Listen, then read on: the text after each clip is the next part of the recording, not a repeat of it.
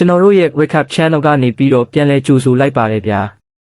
ဒီနေ့မှာတော့ Marvel ပရိသတ်တွေအကြိုက်တွေ့စေမဲ့အစမ်းပြဆုံးနဲ့အမော်ရန်ဆုံးကဝေကဘာဦးတီယာ Doctor Strange ဆိုတဲ့ရုပ်ရှင်ဇာတ်ကားကြီးကိုအနှစ်ချုပ်တင်ဆက်ပေးသွားမှာဖြစ်ပါတယ်ဇလန်းလေးမစခင်မှာကျွန်တော်တို့ရဲ့ channel လေးကို like နဲ့ subscribe မလုပ်ရသေးရင်လုပ်ပေးထားခဲ့ကြအောင်နော်ကဲ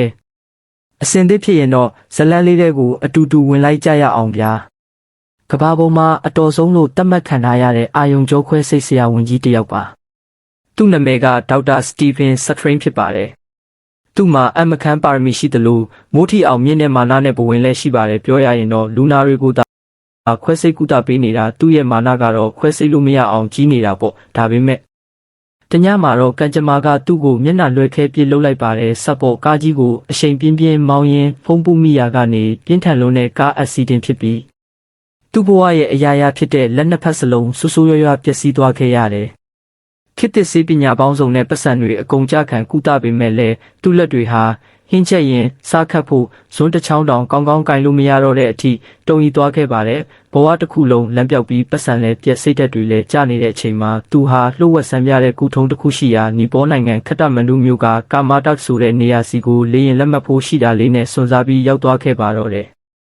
အဲ့ဒီနေရာမှာ Strain ဟာကမ္ဘာတကိုအကြီးဆုံးကဝေကြီး The Ensign 1နဲ့တွေ့ဆုံခဲ့ပါတယ်။သိပ္ပံပညာကိုပဲယုံကြည်ပြီးဝိဇ္ဇာအတတ်တွေကိုမျက်လက်ထင်နေတဲ့ Strain ကိုဆရာကြီးကစိတ်မရှိတော့ပဲသူ့ရဲ့ဝိညာဉ်ကိုရုပ်ခန္ဓာထဲကနေဖုံးလိုက်မကောင်းတဲ့အတိုင်းလွတ်ထွက်သွားအောင်ဆွဲထုတ်ပြီးစကြဝဠာပေါင်းစုံတွေကိုအခမဲ့ပက်ပြလိုက်တဲ့အခါမှာတော့ Strain တယောက်မာနတွေကျပြီးဘ ഹു တုတ္တမျက်စိပွင့်သွားခဲ့ရပါတော့တယ်။သူ့ရဲ့စာချဖို့ပါရမီကြောင့်မန္တန်တွေကို online ကတိကတ်ဂိမ်းတွေလိုပဲအရန်မြန်တက်မြောက်လာခဲ့တယ်လို့အချိန်ကိုထိန်းချုပ်နိုင်တဲ့ time stone ယတနာကိုပါစာကြည့်တိုင်မှုစီကနေခိုးဖက်ပြီးတက်မြောက်လာခဲ့ပါတယ်ဒါပေမဲ့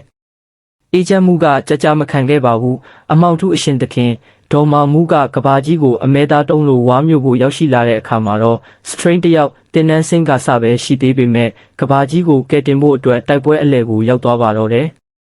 ဟောင်ကောင်မြို့တိုက်ပွဲမှာကဘာကြီးပျက်စီးဖို့လက်တလုံးလို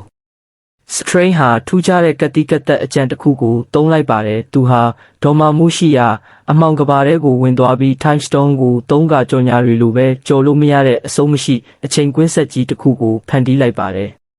သူကဒေါ်မာမှု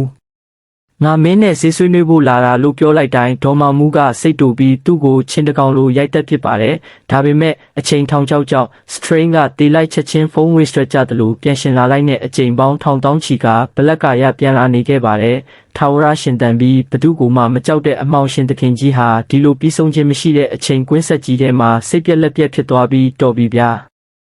မင်းနဲ့မချချင်တော့ဘူးဆိုကကဘာမြေပေါ်ကနေစုတ်ခွာသွားပေးခဲ့ရပါတော့တယ်ဒေါက်တာစထရိန်ဟာမိမိကိုထောင်ပေါင်းများစွာအသေးခံပြီးကဘာကြီးကိုကယ်တင်နိုင်ခဲ့ကဘာမြေရဲ့အဆောင်ရှောက်ဖြစ်လာခဲ့ပါတော့တယ်။ကဲဇလန်းလေးကတော့ဒါပါပဲဗျာဒီဇလန်းကနေကျွန်တော်တို့ဘဝအတွက်ပေးသွားတဲ့သင်ခန်းစာကတော့ကိုယ့်ရဲ့အတ္တနဲ့နာကျင်မှုတွေကိုပဲအာရုံစိုက်မနေပါနဲ့ဆိုတာပါပဲ။ဒေါက်တာစထရိန်ဟာသူ့ရဲ့လက်နှစ်ဖက်ကိုဆုံးရှုံးလိုက်ရတဲ့အခါဘဝတစ်ခုလုံးပျက်စီးသွားပြီလို့ထင်ခဲ့တာပါဒါပေမဲ့သူဟာမိမိကိုယ်ပဲဗဟိုပြုထားတဲ့အတ္တတွေကိုဆွတ်လွတ်ပြီးလောကကြီးအတွက်ပိုအရေးကြီးတဲ့အရာတွေကိုမြင်အောင်ကြည့်လိုက်တဲ့အခါမှာတော့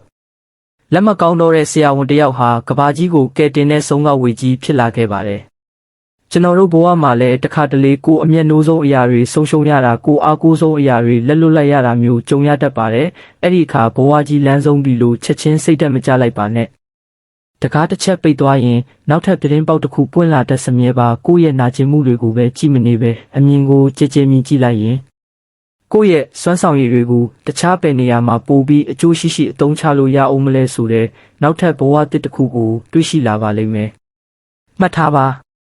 ဆုံးရှုံးမှုဆိုတာလမ်းဆုံးမဟုတ်ပါဘူးပိုကြီးမားတဲ့ဘဝအချိုးအကွေ့တစ်ခုအတွက်ပြင်ဆင်မှုတသက်တာဖြစ်ပါတယ်ဒီနေ့ဗီဒီယိုလေးကိုသဘောကျတယ်ဆိုရင် like share နဲ့ comment လေးရေးပေးသွားခဲ့အောင်တော့နောက်ထပ်ဘလို့စကားမျိုးတွေကို recap လုပ်ပေးစီခြင်းလဲဆိုတာ comment မှာအကြံပြုခဲ့လို့ရပါတယ်ဗျအားလုံးပဲတာယာတဲ့နေ့ရက်လေးဖြစ်ပါစေလာမယ့်ဗီဒီယိုအသစ်မှာပြန်ဆောင်ကြမယ်နော်တာတာ